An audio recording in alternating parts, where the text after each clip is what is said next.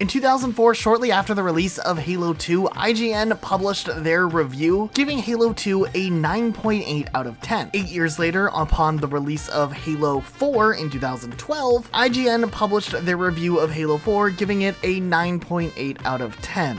Interestingly enough, if we back up a little bit, in 2007, IGN published their review of Halo 3, giving it a 9.5 out of 10, and 3 years later, Halo Reach would also receive a 9.5 out of 10. Now, without even looking at the reviews themselves just yet, if you've been a fan of Halo for any extended amount of time, you would know that the community consensus across all of the Halo games may vary for many different reasons. But when you look at the historical ratings that website publishers like IGN gave the Halo games, it paints a very different picture as to what the perception actually is towards these games. These two games are clearly not equal in any way, and over the years IGN definitely has gained a reputation of having meme level status in the way that a lot of players perceive how IGN handles their review process. Though I find it wildly interesting to take a close look at what criteria was considered in these reviews and how some games like Halo 5 Guardians are rated exactly the same as other games like Halo 3 ODST. Because looking at all of IGN's reviews for Halo games, this stuff gets really weird, and maybe there's something deeper going on here.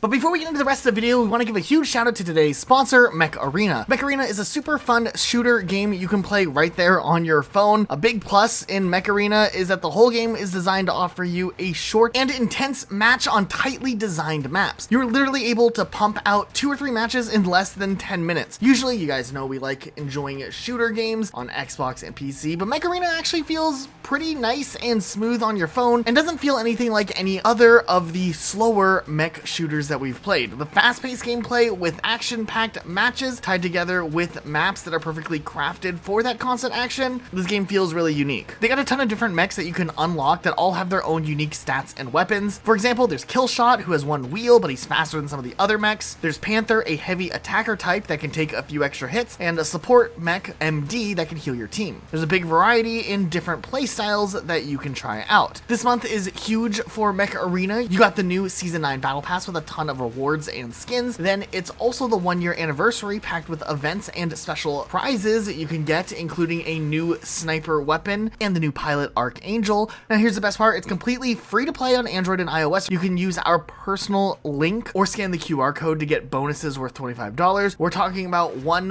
Firelight skin, 1 Prodigy crate, and a Plasma Cannon 4 to help kickstart your game. And if you're quick, you can add us to friends under the name Rocket Sloth, and maybe we can play some matches together. So don't wait around. Let's go ahead and jump into the rest of this video. Okay, so obviously based off of the topic of this video, it's very clear that over the past multiple decades, it seems like people have been pretty critical about how IGN reviews games and what the review process looks like, because we run into discrepancies like the Halo series where all of the games are just oddly placed in their scoring charts. Now, if you actually look into IGN and their scoring process, it is really interesting. They've changed their scoring systems 4 times since its initial start in 1996. Originally, all the way back, the scoring chart started between 0.1 and 10, meaning that a game could get a 5.6 or a 9.9, and that was a part of how they would be willing to grade games, where the score was given according to the individual aspects of the game, like presentation, graphics, sounds, gameplay, and lasting appeal. However, in 2010, they would change their scoring system to a 20-point scale, where the lowest score you could get was 0.5 and the highest score you could get would be 10. Now, in general, I feel like a shift in the reviewing criteria and scoring for a company that is very present in the gaming community, especially when it comes to reviews, is already a problematic shift, because when you're looking at older titles, you're already going to have discrepancies when the rating system changes at all. It literally took 2 years before IGN decided to change their reviews another time, where they would update their scoring system to an 100-point scale, and there were plans to implement the scale where you could then get an 85 out of 100 or a 90 out of 100. However, there was later a post-release statement where they decided to not go through with going with the 100-point point system in that regard, but they would revert back to the decimal system, meaning that after 2012, you could get a 9.8 again. So now there's two shifts here, but then they changed their process once again in 2020, revealing that they were going to remove the decimal system scoring system and the half score system altogether, making it the smallest point scaling system they've ever had, with a scaling score of 1 to 10. So just to put this simply, because this is very confusing if you're looking through what IGN has ever rated games over the years, but let's say you had a game that very clearly was somewhere better than 9, but not quite a 10 out of 10 game. At the beginning of 2010, you could have gotten a 9.7 out of 10, but by August of that year, if your game released then instead, the game's rating would have actually ended up being just a 9.5 out of 10. But let's say that game released 2 years later, you may have almost gotten a 97 out of 100, but due to the change back, you would get your 9.7 out of 10 again. But then with the newest 2020 update, let's say your game released then instead, your game that's a 9.7 is now a 9 out of 10, as IGN rounds anything that is between a 9 and a 10 down to just the score of 9. Now, this is already kind of confusing when you're trying to look at a historic series like Halo, or really any series that has a long history, and you try to compare their scores over the years. Because while IGN has shifted their scoring system multiple times, they've never retroactively adjusted the scores for each individual title, which makes looking at an entire game franchise through the scope of IGN Reviews incredibly inaccurate and confusing. Actually kind of surprising that the system is still in place, because you could argue, yeah, well, IGN doesn't intend for you to look back at the older scores. However, they still promote content that is all of whatever games scored by IGN in one form or another. It's a bizarre system. I think it's really obvious that any publication company that makes content focused around reviewing content will always run into the criticisms that there is no consistency in what quantifies a good video game across the ever-changing voices that are cycled in and out of a publication that goes through different writers on a regular basis. We wouldn't be the first people to make the argument that IGN Reviews often come across as a big corporate piece with a lot of buzzwords trying to interpret what players and how players actually will feel about a game without actually diving into the real core root of the game. And even if in one instance there is an accurate review, it doesn't mean that same level of detail will be carried over to every title that's ever reviewed. Though IGN does manage to stay on top because of the fact that they have the largest quantity of game reviews available, with a large team of people able to review practically every video game release, and in general, getting a snapshot for what to expect from a video game from a publication like IGN is probably a helpful tool for many people. It really starts to fall apart when you look at it from an entire franchise point of view. And without IGN making adjustments to their rating system to retroactively change the scoring to fit into whatever their modern rating scale is, this is essentially what it looks like when you look at all of the Halo titles in the context or scope of IGN. So let's start at the beginning. Halo Combat Evolved in 2001 released, and IGN gave Halo CE a 9.8 out of 10, praising the story for being as good as a full-length novel, praising the speed of the game behavior and the gameplay with the weapons available, having unique rates of fire and ammo capacity and different damage potential. They praised the vehicles, the multiplayer, and the world building, and pointed out while the graphics weren't 60 frames per second back then, the game was so beautifully rendered that they didn't think anybody would want to sacrifice the fun features that are available in Halo CE to achieve a 60 FPS frame rate.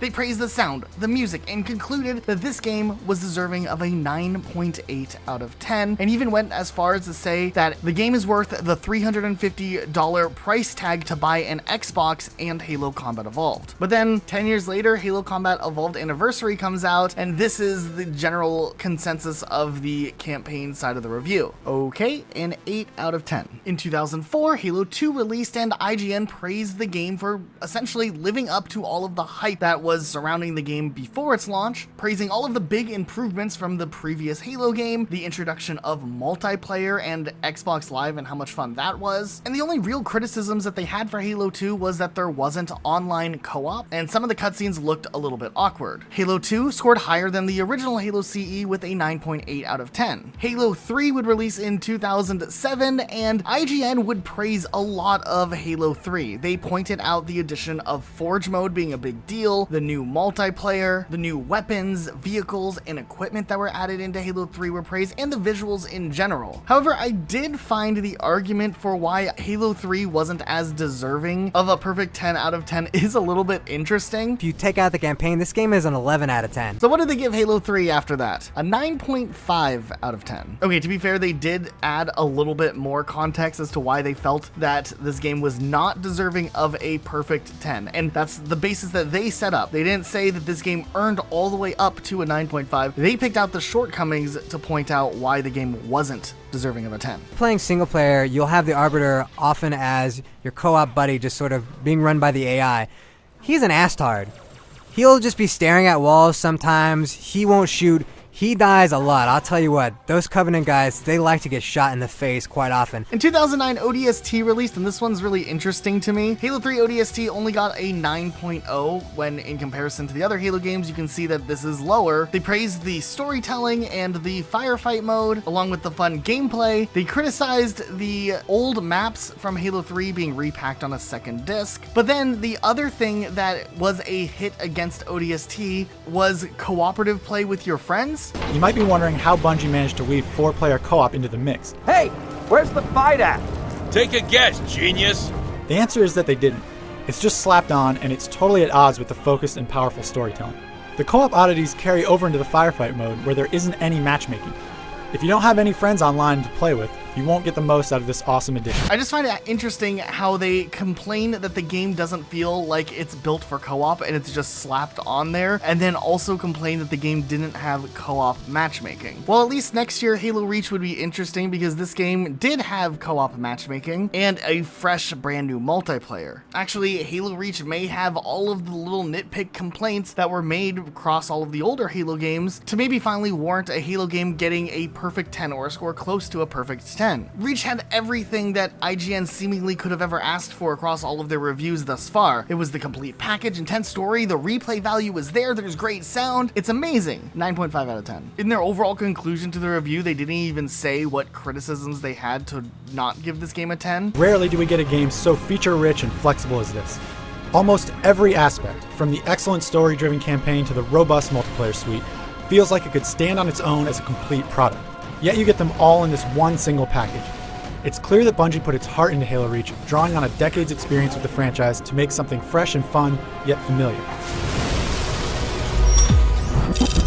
I had to dig a little bit to see what they did dock this game on, and apparently in some massive battles there could be a slight stutter in the frame rate. That's their words. So okay, 9.5 out of 10. We'll just throw it down here. So yes, if you paid attention to the earlier part of the video, this review did in fact fall right after, literally just 1 month after IGN changed their rating system to the 0.5 scale where they have 9, 9.5 to 10. Though I still would feel like, based off of what IGN's criteria had been thus far with Halo, Halo Reach seemed like everything that they would have asked for to at least receive a 10 out of 10. Or at least if they were going to dock it from getting that 10 out of 10 review, maybe some of the reasoning could have been in line with some of the actual criticisms and flaws that Halo Reach has, instead of vaguely nitpicking set pieces and frame rate stutters. Actually, if anything, the lack of talking about the major changes to how multiplayer functioned is kind of another red flag on IGN's part. By the time Halo 4 would release, IGN would shift to the 100-point scale again, but then change that to the 10-point system, so it was pretty much the same as the original scale. In Halo 4, whether you love the game or you don't, we can all agree that the game was at least more divisive across the Halo community. So Halo 4 released, and IGN praised the storyline for being in-depth and very personal. I can respect the arguments that are made there. They also did point out that in the campaign, while it was mostly good, it was a little bit of a grind to run around and have to flip 3 switches in many of the campaign levels. And then we get to the back half of Halo 4's review, and I don't know, am I being too harsh on IGN with my disagreements here? Okay, so I uploaded this video, and IGN used Halo 4 music in their Halo 4 review, and for some reason that stuff just gets auto-claimed, because, I don't know, Halo 4 is, I guess, special, so I'm just gonna voice over what IGN said. Armor abilities return with some goodies thrown in. New to the Halo party are some new Call of Duty style perks. It all suits Halo just fine, and combined with Halo 4's killer weapons, it makes Halo's multiplayer more potent than ever. Say what you will about Halo 4's campaign and gameplay, but Halo 4's multiplayer was pretty much panned by a lot of players. 343 even acknowledged that Halo 4's multiplayer didn't quite live up to the expectations that Halo fans had for multiplayer, and while later title updates did make Halo 4's multiplayer a lot more fun, this review came out days before Halo 4 even released publicly. Halo 4 succeeds for a lot of reasons. The foundation of it all can be boiled down to one thing: guns, guns, guns. Then in the final parts of the review, they looked into Spartan Ops and compared it a little bit to Firefight, pointing out some of the cool things about having a narrative that is evolving over the course of 10 weeks after the launch of the game, but also the downfalls of losing a game mode like Firefight. Halo 4 is incredible. It's probably fair to say it's better than anyone thinks that it was or thought that it was. Microsoft clearly gave 343 a blank check for Halo 4, and every last cent shows up on the screen. Halo 4 surprises, delights, and kicks serious ass. And it suddenly makes the wait for Halo 5 harder. I've not been this excited about a Halo since Halo 2. That makes me happier than something else. Also, please don't take this out of context. This is what the dude said, not me. If someone posts me saying Halo 4 is good out of context, I'm gonna scream. So ultimately, IGN loved Halo 4 immensely. Okay, well, if this is the game that gave them everything they could ever ask, wish, or imagine for the Halo franchise, 9.8 out of 10. I don't get it. The 10 out of 10 is elusive no matter what. Even if Halo and Microsoft had a ton of marketing deals on IGN's website and some exclusive first look at content that totally wouldn't skew their rating, I just don't understand the criteria here. It's just like the 10 out of 10 is just something that is very impossible for certain franchises, it seems like. Okay, Halo MCC was the next official Halo launch, as it had this remaster of Halo 2 Anniversary in there. It had Halo Combat Evolved Anniversary upgraded a little bit, and Halo 3 and 4 got some bumps in performance as well. For the first time ever, Halo 2 online servers were brought back on, and a brand new multiplayer experience built off of Halo 4's engine called Halo 2 Anniversary was introduced as well. However, this launch in 2014 was the worst video game launch I have ever experienced in my entire life. The game was not functioning. Everything was constantly crashing. You couldn't get into a multiplayer game for months. There were so many issues with the campaign not working. Halo 2 Anniversary was built off of Halo 2 Vista, which was already a worse version of Halo 2. They didn't even fix a lot of the original Halo 2 Vista glitches. I mean, the amount of times that Master Chief Collection would crash in the earliest days was incredibly horrendous, and to this day, the game still has a ton of issues that have never been fully worked out. 9 out of 10. Okay. Right now, we can only sit back and wait for Microsoft to fix its servers and party problems, and until then, the greatness of revived and enhanced Halo 2 multiplayer is still an unfulfilled promise. So Halo 5 is in 2015. I don't want to harp on why I personally think that some of these games that were released later on had their own shortcomings, but I feel like some deal breakers in some games just didn't matter by the time Halo 5 came around. Remember how ODST got knocked for not having co-op matchmaking? Well, Halo 5 is praised for its co-op mode that didn't even have local split screen and also didn't have matchmaking for campaign either. Halo has never felt as good to play as it does in Guardians. Great new guns and mobility skills give both campaign and multiplayer a modern touch, without sacrificing Halo's classic feel. Nonetheless, this game apparently is also just a 9 out of 10. What's interesting is when Halo Infinite came around, they ended up splitting the reviews into a campaign and multiplayer review, even though they both scored exactly the same. But did I miss something in the Halo 5 review that is apparently very important in Halo Infinite's review? I don't remember Halo 5 Guardians ever saying the campaign was abysmal, just that it had a few little story things here and there. But campaign is still fast, beautiful, and fun, especially with 4-player co-op. To being heartbroken by Halo 5's abysmal storytelling. And now that we bring it up, I actually realized in the Halo 5 Guardians review, they said the same thing about Halo 4, even though they literally said that Halo 4 was like the best Halo game of all time. This isn't just the best Halo, it's probably the best Xbox game this year, and quite possibly the best video game on any platform in 2012. Guardians repeats Halo 4's mistake of telling a story that relies too much on Halo's expanded fiction. Okay, anyways, if we move forward and just look at the overall review for Halo Infinite, I think for the most part, a lot of people really liked Halo Infinite's campaign. I thought it was pretty fun. So let's see what IGN had to say. Also, 9 out of 10. Okay. Then we looked at Halo Infinite's multiplayer, and honestly, I have pretty strong opinions about Halo Infinite's multiplayer, but out of all of the reviews we've looked at the very least, I feel like the review that they gave Halo Infinite's multiplayer was at least this time around accurate to what the reviewer had felt about the multiplayer at launch. I don't think multiplayer is a 9 out of 10, but at least the review was consistent for once in IGN's entire history of reviewing games. Also, after wrapping up our research for this video and recording most of the things, we actually came across IGN articles around Halo 2 Vista. What a game. We did a whole video on Halo 2 Vista and why the game wasn't necessarily considered one of the best ports out there, but interestingly enough, there's two different reviews from IGN on this game. There was a 6.1 out of 10, which did not include multiplayer. Then there was also this other review that gave it a 7.5 out of 10, meaning Halo 2 Vista